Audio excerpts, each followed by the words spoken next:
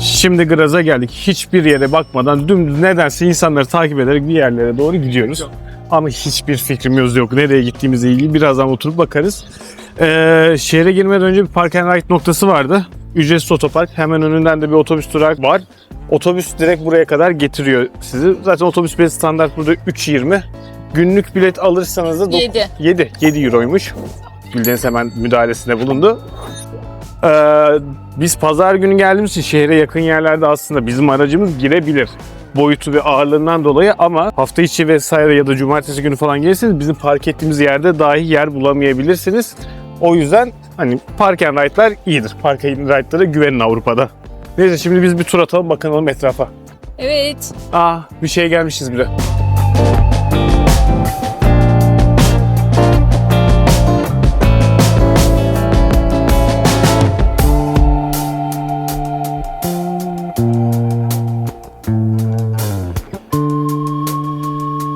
Evet, burası da Graz Meydanı. Ne diyorsun? İnsanlar eğleniyor.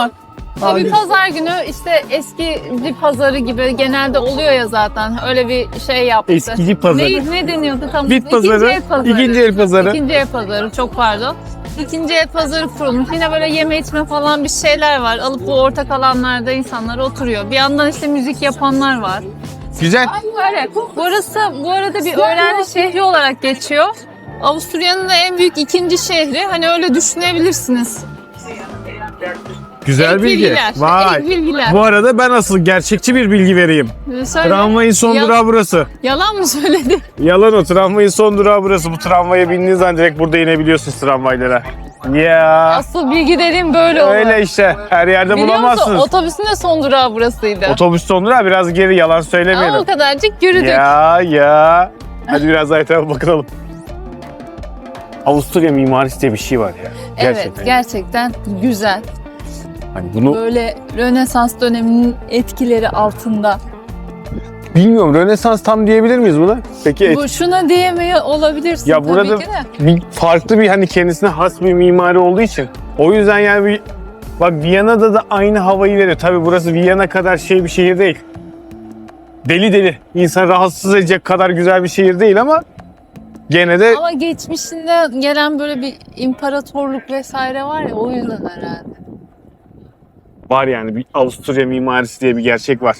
Bugün o kadar pazar ki, pazar ve akşam saati, saat 5-6 civarında şu anda hiçbir yer açık değil. En ufak bir açık olan yer yok. Muhtemelen her yeri sadece dışından göreceğiz. Açık bir yer bulursak yemek yiyip buradan ayrılacağız gibi gözüküyor şimdilik. Rolex. Rolex açıktır. Açıktır. Açıktır. Bir bakalım. Her yer ama kapalı yani, her Baksana. yer. Neymiş burası? Grove. Gel şöyle bir gidelim Şöyle bakalım. bir yer. Bir vaktimiz, bir sorunumuz yok.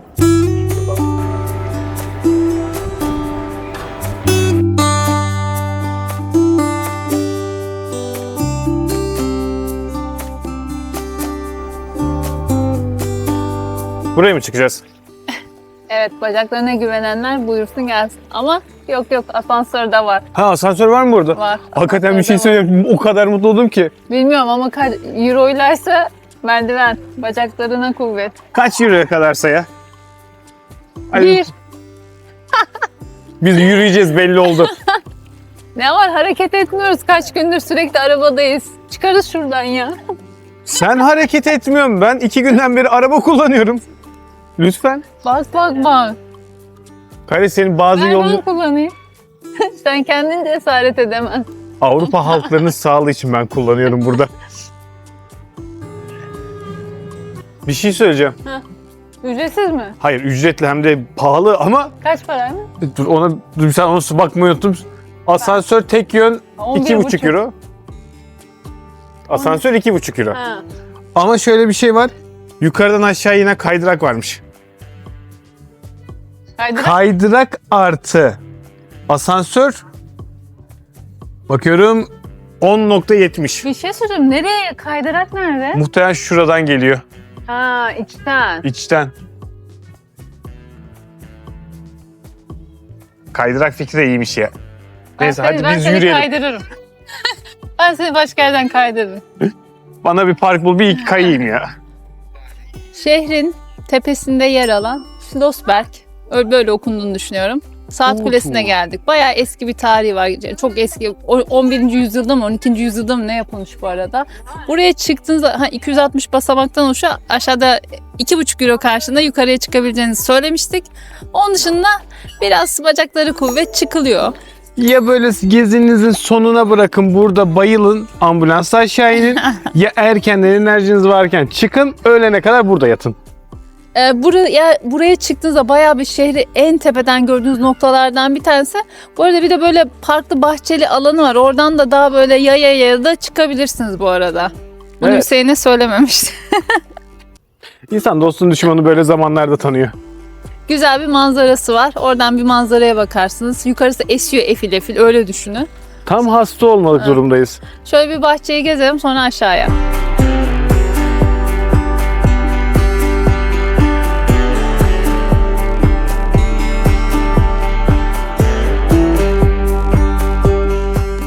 Bak parkta buraları böyle büyüteç koymuşlar. Çocuk parkında. Çocuklar atıyorum bir şey buldu, altına koydu daha iyi görsünler diye mi? Tabii yani incelesinler diye. Karınca var, ben bir karıncayı koyayım. Bak. Ne oldu?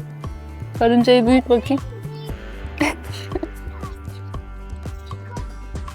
Ne yapsın, bu da büyüteç gelmedi ki. Ha bu arada çocuğunuz bütün merdivenler boyunca sırtınızda mı taş çıktı? Bütün yorgunluğunuzu çocuğunuz taşıyarak mı yaşadınız? Geldi ve enerji patlaması mı yaşıyor? Buyurun size park. Enerjisini burada attırın. Sonra tekrar sırtınızda, kucağınızda insin aşağıya kadar. Hiç yürümesin. Bak bu aşağıdan giriş yolu.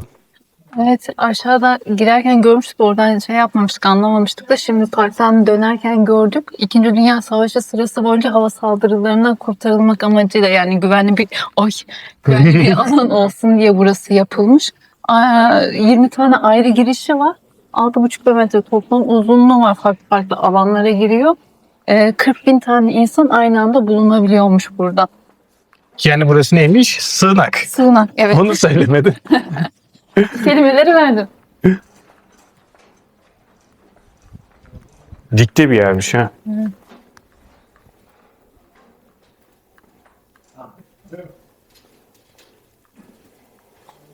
Kilometre çok mantıklı gelmemişti, şimdi daha mantıklı geliyor. Ama o yukarıya çıkan asansör de aslında, asansör ve tren var ya yukarı doğru çıkan. Onlar da zaten bunun yolları üzerinden yapılmış. Yani hani böyle sağlı sollu gidiyor. Biz şu an sadece dümdüz 300-500 metre ana girişten geçiyoruz.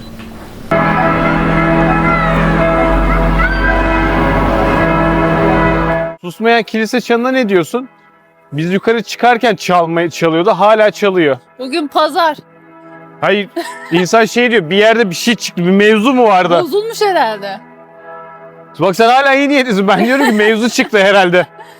Gelin diyor, gelin. Tamam, anladı, gelir insan.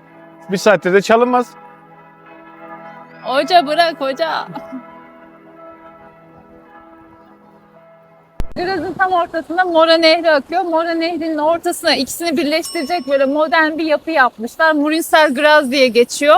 Hem aynı zamanda köprü görevi görüyor, hem de işte restoran, kafe gibi bir yapı. Ama köprü görevi görmesinin gerçekten manasız olduğunu düşünüyorum. Çünkü şöyle Başka yürüyüp köprülerde. şöyle gittiğiniz yere bir köprü, aynen şöyle bir köprü var. Bir görsel ürün olarak evet güzel bir mimari yapı ama işlevsel olarak bilemem. Yani modern bir şey yapmışlar. Zaten alüminyum doğramadan yapmışlar. Belediye başkanının oğluymuş. Ha. Hevesini alsın diye yapmışlar. Bir de bu köprü bu arada inanılmaz sallanıyor. Hani böyle yükseklik korkusu olan falan varsa panik yapmasın geldiği Bir de zaman.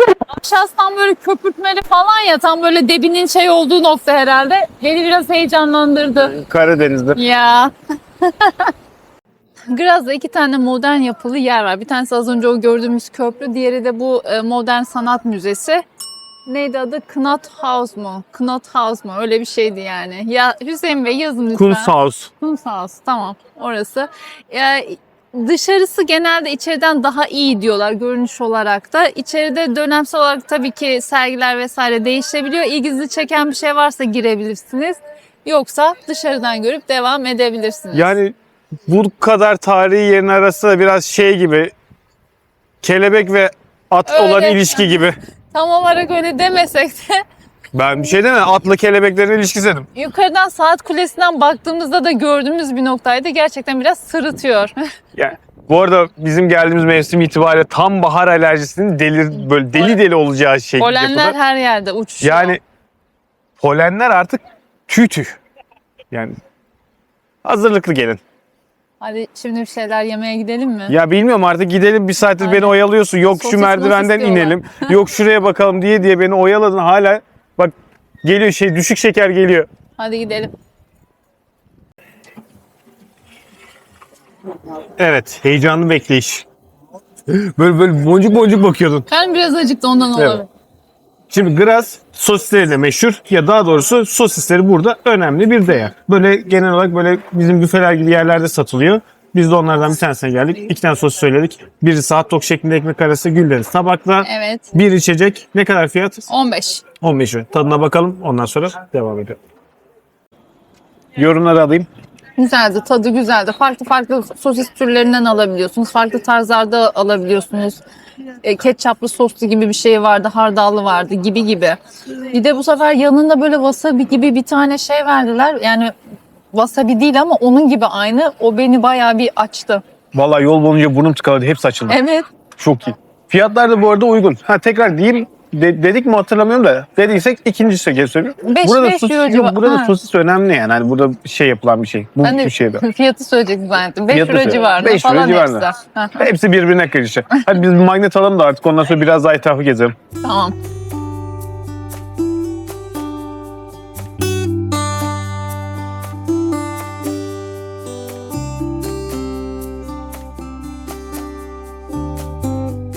Ana cadde üzerinde giderken Lenthaus var. Oraya geldik. Böyle güzel, ünlü bir avlusu var. Gerçekten de içeriye girdiğiniz zaman o ana caddeden kurtulup böyle izole bir yere gelmiş gibisiniz. Buranın avlusunun içerisinde dönemsel olarak farklı etkinlikler yapılıyormuş. İşte Noel zamanında mesela Noel'le alakalı bir şey kuruluyor ya da işte böyle küçük konserler gibi şeyler düşünebilirsiniz. Gerçekten çok güzel bir mimarisi var. 16. yüzyılda Rönesans mimarisinin etkilerini görüyorsunuz burada. Bir de neydi? Lenthaus şeytanı var. Yani şimdi burada şeyler var. Su kuyuları var burada. Bunların da üzerlerinde hani Lenthaus şeytanı diye şeytan figürleri var. Onlar da şey yapıyor, yani suyu koruyormuş. Şeytan mı suyu koruyormuş? Bak hala bak. Hadi. Bizde sulak yerden geçme, dere kenarından geçme, cin gelir falan filan Evet, derler. var. Güzel ama akustiği güzel. falan da güzel. Çok böyle yüksek sesle konuşmak istemiyorum o yüzden yankılanıyor gibi yani. Bir de şurada şöyle bir şey yazıyor. Onu anlamadım ama hani Arsenal'de Zuckhaus diye bir yer varmış. Orayla bir bağlantısı varmış ama hani bağlantının ne olduğunu yazmamışlar.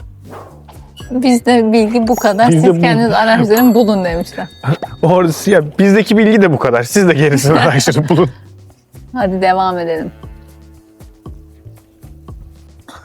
Burası da Lenthaus'un dışarıdan görünümü. İçeride söylemeyi unuttuk. Burada bir silah müzesi var. Hani geldiği zaman uğramak isterseniz, ilginizi çeken bir şeyse uğrayabilirsiniz. Çünkü bayağı hani tarihi anlamda önemli bir müzeymiş bu silah Dünyanın müzesi. tarihsel olarak en fazla farklı tarih dönemindeki, dur bir saniye, bu cümleyi toplamam lazım. Farklı tarih dönemlerindeki en fazla silahı bulunduran müze. Üf. Böyle bir metin vardı. Anlaşıldı mı acaba? İnşallah, yani çok silah var. Her döneme ait çok silah var demek. Tarihi anlamda da bayağı geçmişe gidiyormuş yani aslında. Hani evet. ondan bahsediyoruz. Mızrak falan varmış. Öyle değil. Ok var mı? Tabii. Hüseyin Bey'in ısrarları üzerine 2 top dondurma aldık. Çok eskiymiş bu arada. 1980 çok da eski değilmiş ya. Çok eski değil miymiş? 1800 40 sene olmuş ya. 1800 yazmıyor ya 1986 Tamam da 40 yazıyor. sene olmuş sonuçta. O kadar değil mi? Sen Bu arada kart geçmiyordu. Nakit Evet. sadece aklınızda olsun. Ben Malaga aldım. Sen Yok. ne aldın? Snickers aldım ama Snickers. Malaga'nın ne olduğunu bilmiyorum. Snickers da herhalde fıstıklı karamelli bir şeydi dedim. Hadi afiyet olsun. İşte ben klasik bir dondurma almak istemediğim için bir de günün dondurması burada Malaga görünüyordu. Ondan alayım dedim. Klasik dondurma dediğimde hani çok düzgün bir şey bulamadığım için bunu seçmiştim. Şimdi ne diye bir bakayım dedim. Endülüs'teki Malaga şehrinden alıyormuş adını ve dünyanın en eski dondurma çeşidinden bir tanesiymiş. Malaga üzümü ve romla birlikte yapılıyormuş ya da Malaga şarabıyla yapılıyormuş. Böyle bir bilgiymiş. Cahilliğime verin. Durup dururken alkollü dondurmayı gömüyorsun. Dünyanın en eski türlerinden bir tanesiymiş ama gerçekten. Evet, Ben bilmiyordum. Tabii biz hep klasik olarak vanilyalı olarak düşündüğümüz için. Yani- Niye vanilyalı olsun ki gerçi? Böyle de bir şey. İlginç. Zaten bir tat geldi. Ben hiç anlamlandıramadım bir tat. O yüzden bir bakayım dedim artık. Neymiş bu yani? Biz yavaş yavaş artık Karaman'a doğru gidiyoruz. Graz eminim çok güzel, gezmesi keyifli bir şehir. Biz şu anda gezerken çünkü keyif aldık. Ama tabii biz pazar günü saat 5'te geldiğimiz için, 4'te 5'te öğleden sonra geldiğimiz için. Kaçta geldik hakikaten biz buraya? Yok. 4'te falan geldik. Doğru. Hem pazar günü hem öğleden sonra, yani hani bir Avrupa şehrinde kimsenin dışarıda hiçbir yerin açık olmadığı yegane zamanlarda geldik. O yüzden öyle gezdik, yedik, keyfimizi aldık. Evet. Şimdi açık karavanımıza dönelim. Sporumuzu yaptık. Merdivenleri falan çıktık. Evet. Ha bu arada hakikaten güzel bir şehir aslında, yani biz az gezmiş olmamız kötü olduğu anlamına gelmiyor. Şimdi artık bizi yavaş yavaş Haştat'a doğru devam edelim. Bakalım muhtemelen bugün oraya varamayız diye düşünüyorum ama hadi bir devam edelim.